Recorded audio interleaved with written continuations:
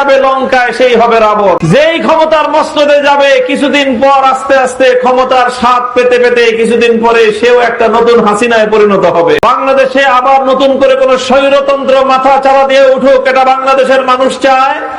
বাংলাদেশে আজ যে সংবিধান আছে, বাংলাদেশে এখন যে রাজনৈতিক ব্যবস্থা আছে, এই ব্যবস্থাটাই এমন যে এখানে যে যাবে লঙ্কায় সেই হবে রাবণ। যেই ক্ষমতার মসনদে যাবে কিছুদিন পর আস্তে আস্তে ক্ষমতার স্বাদ পেতে পেতে কিছুদিন পরে সেও একটা নতুন হাসিনায় পরিণত হবে। আমরা শহীদ প্রেসিডেন্ট জিয়াউর রহমান সাহেবকে ভালোবাসি, বেগম খালেদা জিয়ার দীর্ঘ আধিপত্যবাদ বিরোধী সংগ্রামকে আমরা স্যালুট জানাই, শ্রদ্ধা করি।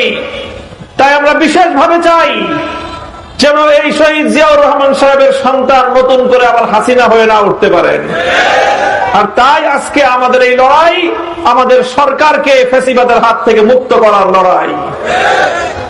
আমাদের মহাসচিব সাহেব বলেছেন, আমরা এখন যে আন্দোলন করছি এটা সরকার পতনের আন্দোলন নয়, এটা হলো গণভোটের রায় কার্যকর করার আন্দোলন।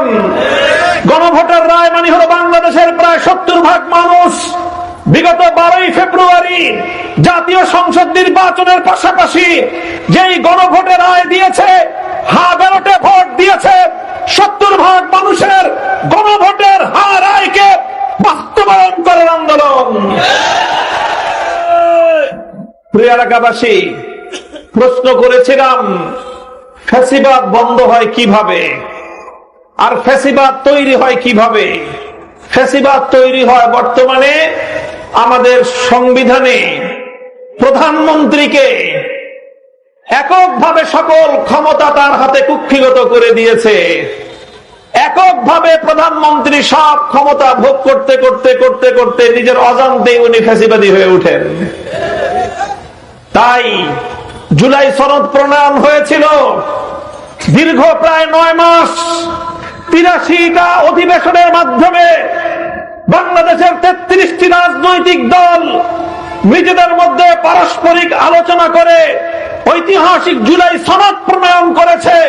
সেই জুলাই সনদ বাস্তবায়নের জন্য গণভোট হয়েছে। এখন আমাদের দাবি হলো গণভোটের মাধ্যমে জনগণ যেই জুলাই সনদ বাস্তবায়নের ম্যান্ডেট দিয়েছে সেই জনগণের ইচ্ছা অনুযায়ী জুলাই সনদ বাস্তবায়ন করতে হবে। যদি গণভোটের রায় অনুযায়ী জুলাই সনদ বাস্তবায়ন হয় তাহলে ফ্যাসিবাদের পথ বন্ধ হয়ে যাবে। যদি গণভোটের রায় কার্যকর হয় সকল ক্ষমতা এক প্রধানমন্ত্রীর হাতে থাকবে না, প্রধানমন্ত্রীর হাত থেকে কিছু ক্ষমতা চলে যাবে রাষ্ট্রপতির কাছে। তখন প্রধানমন্ত্রী চাইলেই সবকিছু করতে পারবেন না। আর বর্তমানে একটা পুতুল রাষ্ট্রপতি বসে থাকে, রাষ্ট্রপতি আর পুতুল থাকবে না, রাষ্ট্রপতির কাছে কিছু ক্ষমতাও থাকবে। 2 নম্বর হলো বর্তমানে বাংলাদেশের বিচার বিভাগ এটাও প্রধানমন্ত্রীর হাতে। প্রধানমন্ত্রী চাইলে প্রধান বিচারপতি থাকেন, না চাইলে প্রধান বিচারপতি থাকেন না। সুতরাং প্রধান বিচারপতি এবং বিচারাঙ্গন হাইকোর্ট কোন রায় দেওয়ার আগে তাকায় দেখে প্রধানমন্ত্রীর চেহারা কোন দিকে। প্রধানমন্ত্রী বলে যদি হ্যাঁ তাহলে হ্যাঁ, প্রধানমন্ত্রী বলেন যদি না তাহলে রায় আর তার বিপরীত হয়ে যায়। এই জন্য আমরা চাই, জুলাই সনদে বলা হয়েছে বিচার বিভাগ প্রধানমন্ত্রীর হাতে কুক্ষিগত থাকবে না, বিচার বিভাগকে স্বাধীনতা প্রদানের মধ্য দিয়ে বাংলাদেশকে ফ্যাসিবাদ মুক্ত করা হবে। 3 নম্বর হলো জুলাই সনদে বলা হয়েছে এখন বর্তমানে বাংলাদেশে সরকারি যত নিয়োগ হয়, পিএসসি পাবলিক সার্ভিস কমিশন, এখানে সব সরকারি দলের ইচ্ছা মতো হয়। এই জন্য সরকারি দল যারাই ক্ষমতায় থাকে তারা তাদের দলীয় লোকজন রাষ্ট্রের মধ্যে নিয়োগ দেয়। এই জন্য আমরা দেখেছি বিগত ফ্যাসিবাদী শেখ হাসিনা গোটা দেশটাকে, গোটা প্রশাসনটাকে দলীয়করণ করেছিল।